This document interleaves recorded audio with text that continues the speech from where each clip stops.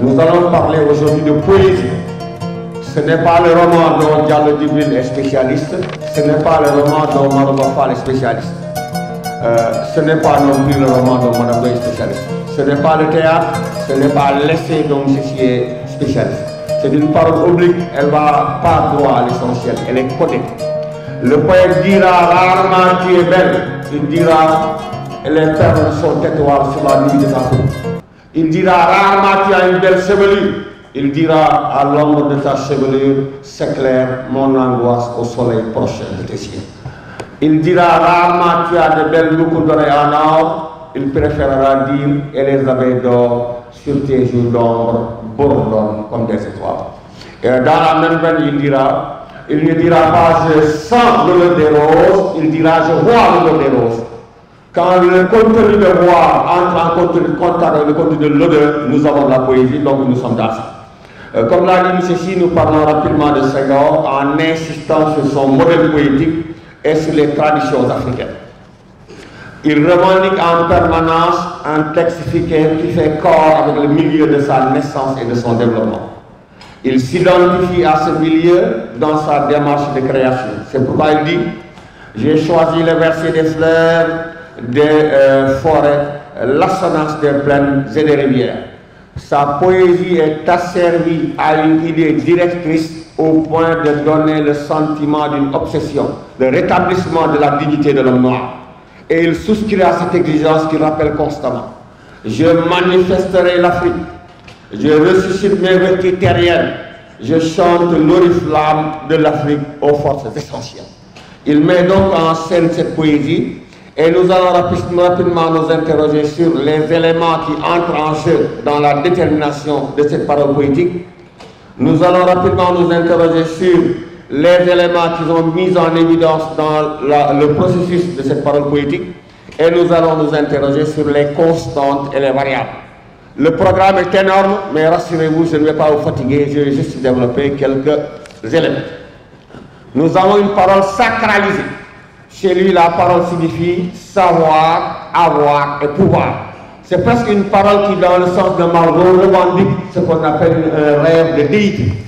Dans la Bible et dans le Coran, c'est marqué que Dieu crée le monde en 6 jours, mais il ne travaille pas, c'est un poète. C'est un poète, c'est ce que Margot appelle le rêve de déité. C'est le fameux Kun Fayakun des musulmans, le fameux Fiat Lux des chrétiens. C'est donc une parole inspirée. Il dit clairement, nous voyons Dieu et les anges voler sur leurs ailes diaphanes. Il dit clairement, la nuit, je me confie à Dieu, ma nourrice. C'est donc un djali africain. Il aurait pu choisir un terme Wolof, il ne l'a pas fait. Il aurait pu choisir un terme Sérère, il ne l'a pas fait. Il a choisi un terme Mandeng, ce qui renforce le rapprochement avec la Guinée. Je suis le djali, je suis le créateur des paroles de vie, je suis le diseur des choses très cachées, je suis le sorcier aux yeux d'outre-monde. Donc c'est quelqu'un qui est en contact permanent avec l'ineffable. Et là je renvoie rapidement au texte de Rimbaud, les lettres du voyant. Le poète est là pour voir l'invisible, il est là pour entendre l'inouï. Je renvoie également aux correspondances de Baudelaire. Le poète est dans une nature vivante. Mais revoyons sa prière d'inspiration. Il dit quelque part, esprit, souffle sur les cordes de ma cora, que s'élève mon chant aussi pur que l'or de Galant. Il n'a pas dit sur les cordes de mon saxophone, il n'a pas dit sur les cordes de ma guitare, il a dit sur les cordes de ma cora. Il renvoie donc à un instrument négro-africain. La prière d'inspiration le situe dans la plus pure tradition africaine. La prière d'inspiration le situe dans la tradition des aristocrates du verbe.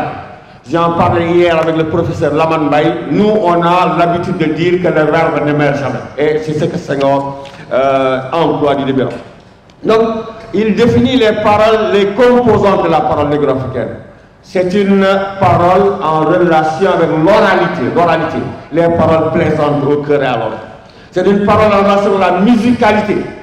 C'est une parole qui est chant, c'est une parole en relation avec la rhétorique, en relation également avec les contenus de pensée. Il a perdu son fils Philippe Maguilène Senghor. Il a écrit un poème intitulé Élégia Philippe Maguilène, mais dans le poème, on ne parle pas d'abord de l'enfant, on parle de la mère. Les Français sont inquiets, mais nous on n'est pas inquiets. Il appartient à une société matrilinéaire. Il commettra rarement de dire que mon fils est exceptionnel. Il lui donne juste une mère exceptionnelle et nous on tire le résultat. Parce que dans les sociétés matrilinéaires, la réussite comme l'échec s'explique par la mère. Les procès en sont célébrés, nous les pères, c'est pas notre problème, ça regarde la mère et l'oncle, qui c'est l'oncle? L'oncle c'est la mère au masculin. L'injuste pour que ça fasse plus mal, on vise le côté de la mère. Donc, il fait de la poésie. Le secret du mot explosif, il le dit très bien, c'est la rumination du mot essentiel. Et ce qui est intéressant là, c'est un remaniement du concept de noblesse. La noblesse n'est plus dans le sang, elle est une noblesse spirituelle. Il dit les guéloirs de l'esprit, les guéloirs de la parole.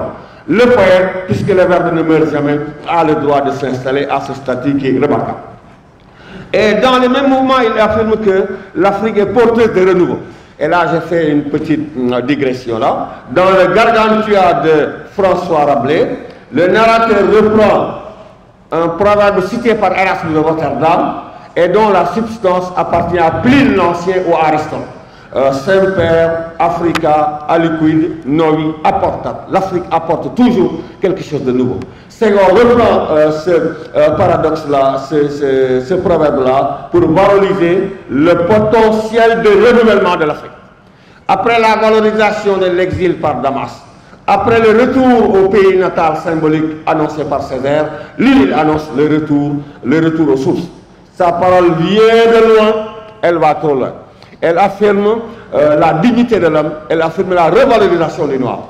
Ils nous disent les hommes du coton, du café, de l'huile. Ils nous disent les hommes de la mort. Non, nous sommes les hommes de la danse dont les pieds reprennent vigueur en frappant le sol dur.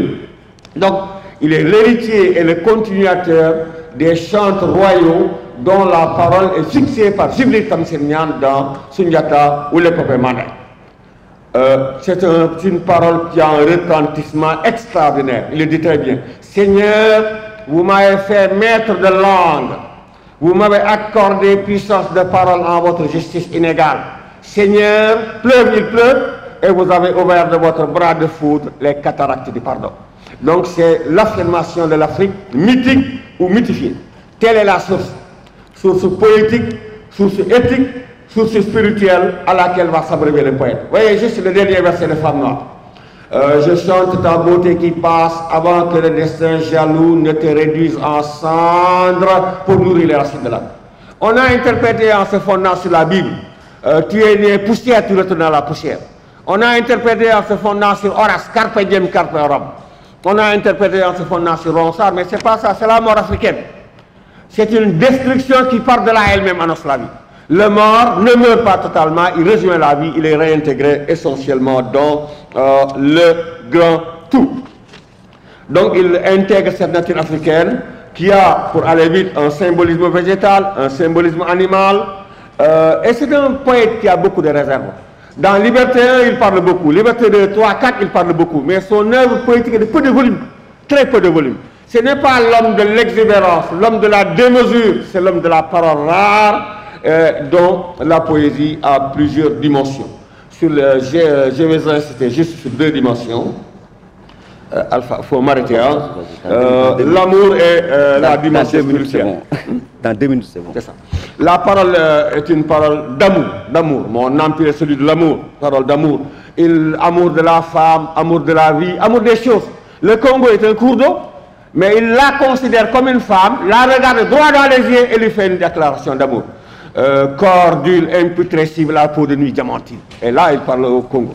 Ça, c'est une dimension qui est fondamentale. L'autre dimension, c'est la dimension humaniste. C'est la dimension humaniste et universelle.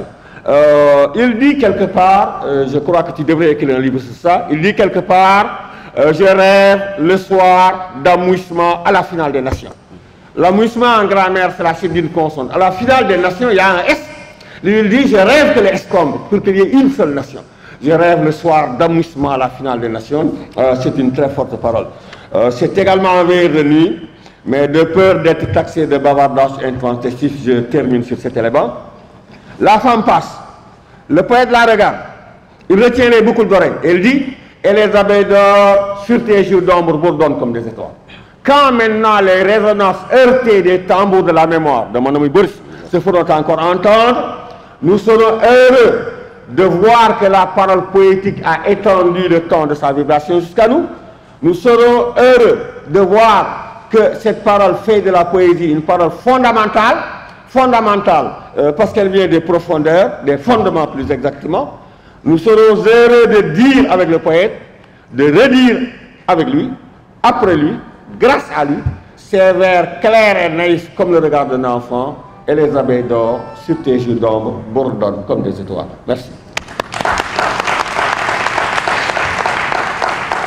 Merci, professeur Diané, de nous avoir édifié sur la parole poétique, comment elle fonctionne, mais surtout de nous avoir montré que Senghor, quoique Sénégal, donc être particulier, a quand même pu s'installer dans l'universalité, ce qui nous a autorisé à comparer Senghor, Rabelais, Baudelaire, pour montrer que les sensations, les ressentis, il y a des subjectivités qui n'est pas propre à un individu, mais qu'on peut partager.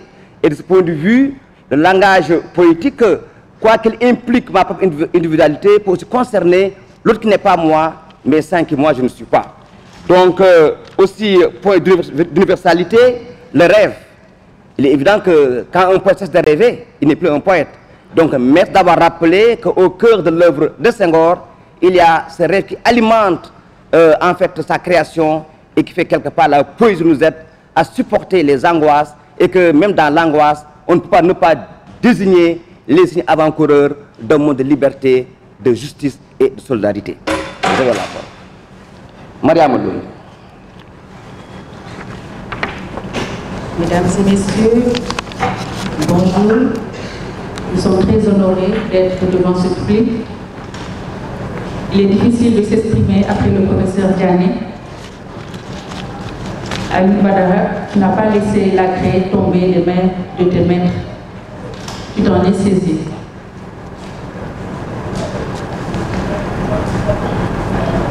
La littérature sénégalaise au féminin.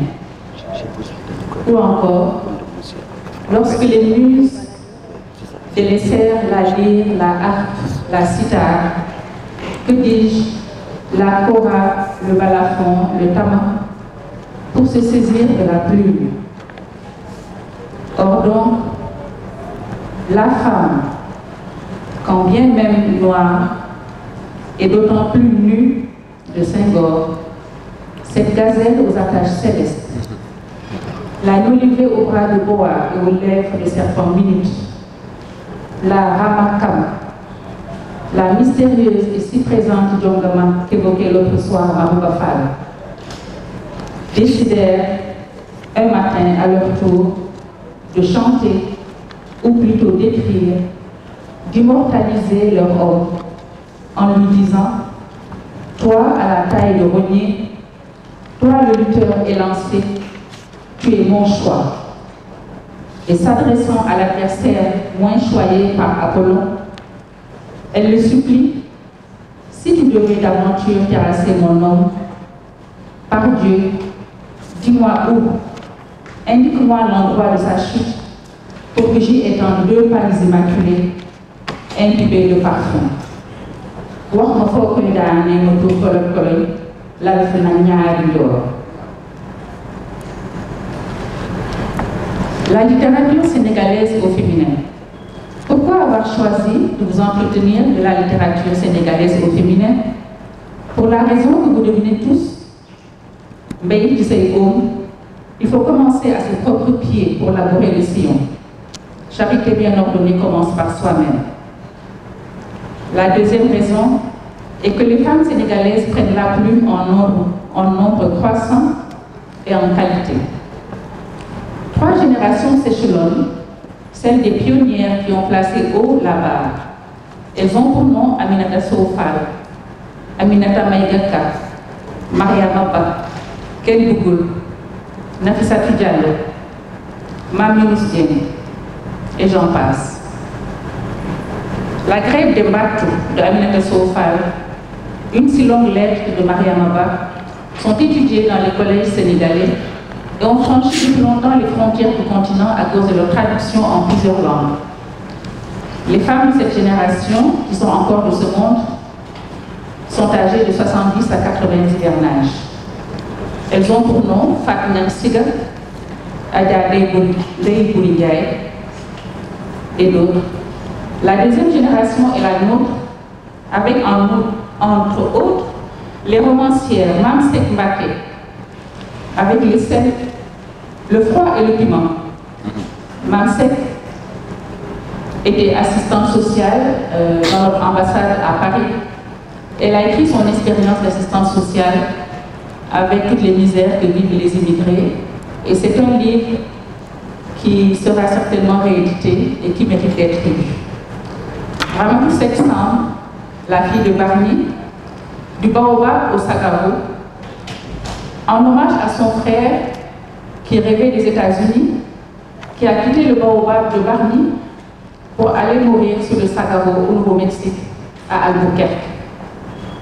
Sokhna Benga, avec la balade du Sabador, Fama Diagne Sène, romancière et poétesse de talent.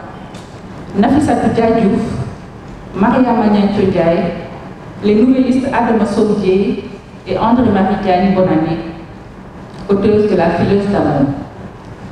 Les poétesses Fatou Yeye Wardini, Rufina Dabo, Yama Yamis Ndiaye, Aïssatou Diop, la conteuse Dieynaba Gueye et l'économiste, la grande économiste Mariba, auteur de La condition paysanne dans le développement agricole du Sénégal de 1970 à 1990.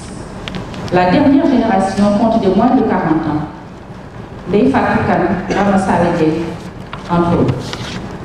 Cette génération descend jusqu'au moins de 18 ans. Mariama Fadima Ba, Ndeye Fatou Kounta, Mariama Mame Diarra Bousso Dramé. Je n'oublie pas les Sénégalaises de l'étranger, Marie Ndiaye, Fatou Diop, excusez du peu. Le profil de ces dames, ces écrivaines confirmées sont à 90% bachelières et ont fait des études supérieures. Elles sont professeurs de français, de sciences naturelles, diplômées d'écoles de commerce, juristes, fonctionnaires internationales, économistes, directrices d'ONG. Presque toutes mariées et mères de famille. Toutes ont, pour des raisons familiales ou professionnelles, sillonné leur pays ou le monde. Kouarfei, celui qui parle se découvre, disent les Wolof. Que dire alors de celui qui écrit? L'encre indélébile des écrits nous livre en pâture, ou plutôt en délectation, comme nectar et ambroisie aux lecteurs avides. Les honneurs de la nation sénégalaise et des nations sœurs ont honoré nombre d'écrivaines sénégalaises, parmi elles les officiers et chevaliers de l'ordre national et du mérite sénégalais et du mérite français, 2 grands prix de lettres du chef de l'État avec Fama Diagne Sène et Sokhna Benga. La thématique de ces écrits féminins saurait être parfaitement exprimée par ces mots du professeur Amadouli dans la préface de La Fileuse d'amour d'André-Marie Diagne Bonannée. Je cite: l'amour réel, fantasmé, vécu ou rêvé, l'évolution des mœurs due à une citadisation mal assurée et porteuse de malheur, une jeunesse perdue dans l'alcool et la drogue, la vie, ce monstre dévoreur d'enfants, l'univers impitoyable de l'urbanisation, les mœurs. Birahim Diouf, dans son analyse des tendances fortes de la littérature féminine sénégalaise de 2000 à 2016, affirme à son tour, à juste titre, c'est une littérature, c'est une écriture, parfois aux limites des transgressions par rapport aux lois morales en vigueur dans la société réelle. Elle semble s'affirmer avec des écrits de Ken Bougoul, Le Baobab fou, et Aminata Sophie Dieye, La nuit est tombée sur Dakar. Ken Bougoul et Aminata Sophie Dieye ont célébré la première avec une audace prématurée, la femme libre qui assume sa liberté. Un pseudonyme a protégé Aminata Marietou Baye des foudres des censeurs. Elle s'est prénommée Ken Bougoul, celle dont personne ne veut. Aminata Sophie Dieye, qui nous a quittés il y a peu, voilait son identité au grand public sous le pseudonyme de Ndeye Taxawalo, celle qui se promène, celle qui vagabonde. Sous des dehors frivoles, elle avait une grande spiritualité. À côté du roman et de la nouvelle, les femmes sont aussi dans la littérature enfantine. On s'en douterait. Les pionnières sont Annette Mbaye d'Erneville, Fatou Ndiaye Sow, À cette génération appartiennent aussi les Koumba Diakhaté et Kinde Kirama Fall, auteurs des Chants de la rivière fraîche. Elles ont été suivies avec beaucoup de bonheur par Awa Sek, Mamsek Mbaké, Aïssatou Morel-Gueye et Nafissatou Diadouf. Cette dernière, avec Je découvre l'ordinateur et Sitor et Tic Tic navigue sur la toile, initie les jeunes à l'informatique. D'autres reprennent des contes et légendes populaires ou des mythes à l'origine de la fondation des villages. Les poétesses des îles du Saloum, Yama Yarissia et Aïssatou Diop, font une entrée heureuse en poésie.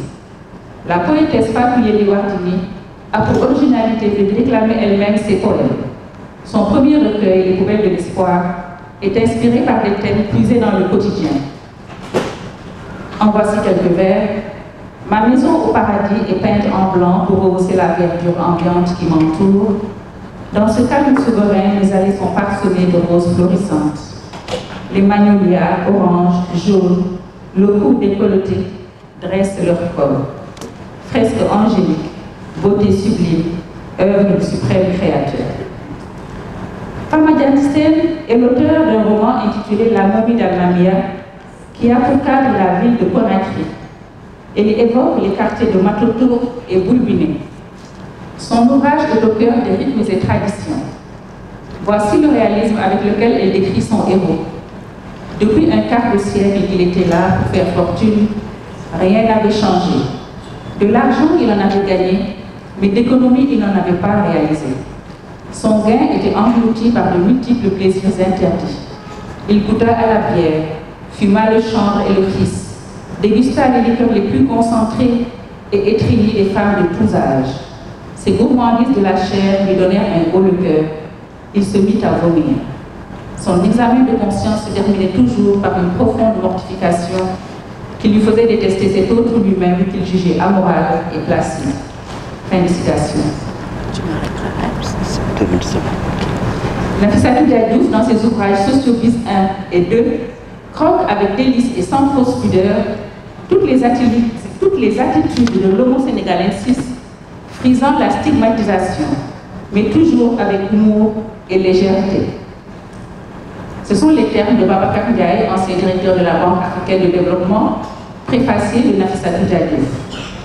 Il poursuit la véritable pédagogie de cet exercice, léger dans sa forme, mais loin d'être anodin, et de tendre à ses contemporains un miroir grossissant et surtout d'inviter en douceur à l'introspection et à la remise en cause. Nafi Diadouf, au cadre d'une entreprise, dit des mères de famille travailleuses comme elle qu'elles sont des superwomen qui possèdent l'art de jongler entre tableau de bord et couche-culotte, circuit ordinaire qui ressemble plus à celui de Formule 1 qu'à une promenade de santé.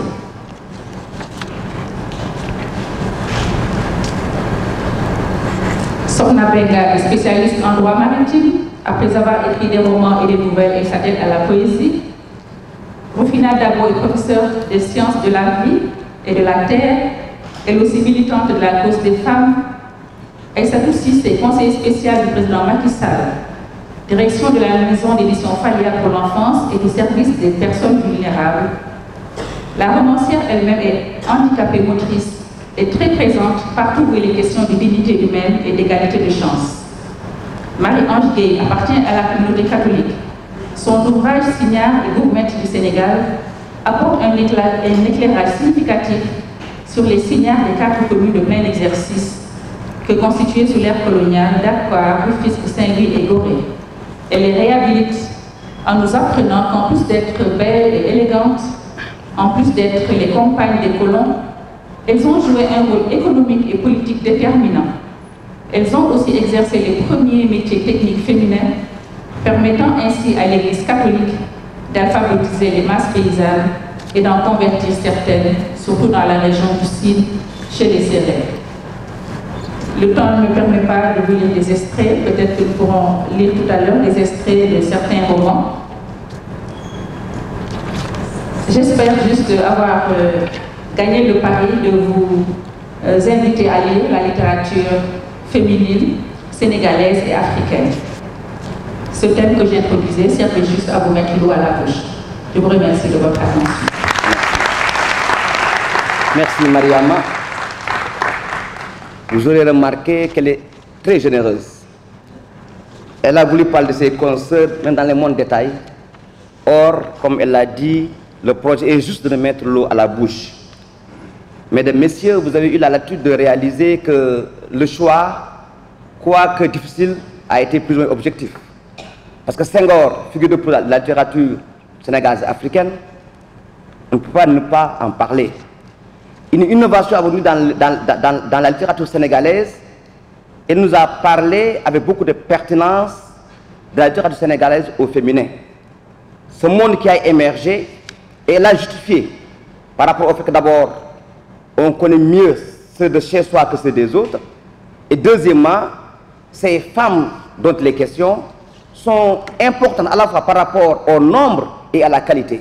Et je crois que le parcours qu'on nous a donné tout à l'heure nous révèle effectivement que ça bouge dans le monde féminin.